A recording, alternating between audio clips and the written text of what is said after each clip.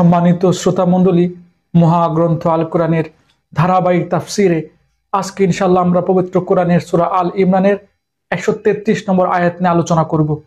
এই আয়াতে মহান আল্লাহ রাব্বুল আলামিন বলেন, ওয়াসারিউ ইলা মাগফিরাতিম মির রাব্বিকুম ওয়া জান্নাতিন আরদুহাস সামাওয়াতি ওয়াল আরদ উইদ্দাত লিল মুত্তাকিন। তোমরা মালিকের পক্ষ থেকে ক্ষমা পাওয়ার কাজে প্রতিযোগিতা করো, আর সেই জান্নাতের জন্য প্রতিযোগিতা করো যার প্রশস্ততা আকাশ ও পৃথিবীর সমান। আর সেই বিশাল জান্নাত প্রস্তুত করে রাখা হয়েছে সেই সব ভাগ্যবান লোকদের জন্য যারা আল্লাহকে ভয় করে। আলহামদুলিল্লাহ, চমৎকার একটি আয়াত। এই আয়াতে আল্লাহ রাব্বুল আলামিন বলেছেন তার ভয় অন্তরে লালন করে ভালো কাজে প্রতিযোগিতা করতে, বেশি বেশি ভালো কাজ করতে।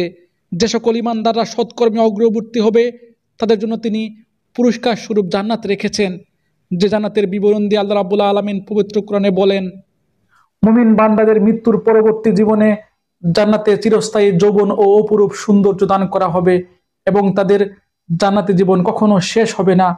মুমিন বান্দাদের জন্য জান্নাতে থাকবে অপরূপ সুন্দরী নারী, নানা ধরনের শরাব, রাজকীয় রাজপ্রাসাদ, মধু ও দুধের ঝর্ণা, জান্নাতে নানা ধরনের ফল ফলাদি, চিরকিশোর সেবক, আরো ফুরন্ত নিয়ামত। মাশাআল্লাহ, কত সুন্দর নিয়ামত মুমিনদের জন্য, জান্নাতবাসীর জন্য অপেক্ষা করছে। আসলে মুমিন বান্দারা আল্লাহকে ভালোবেসে তাকে ভয় করে সারা জীবন সৎভাবে জীবন যাপন করছে। অবৈধ নারী, গাড়ি বাড়ি, টাকা পয়সা ভোগের নগদ সুযোগ তারা পেয়েও আল্লাহর ভয়ে তা পরিত্যাগ করে সাদাসিধে জীবন যাপন করছে। তাদের আশা একটাই, আর তা হলো মৃত্যুর পর জান্নাতে আরো বেশি নিয়ামত পাবে, আল্লাহর ক্ষমা ও দয়া পাবে। এই জান্নাতের আকাঙ্ক্ষা মানুষকে ন্যায়পরায়ণ হতে, সৎ হতে, দানশীল হতে, পরোপকারী হতে, সত্যবাদী হতে, দায়িত্বশীল হতে এবং প্রকৃত মানুষ হতে সাহায্য করে।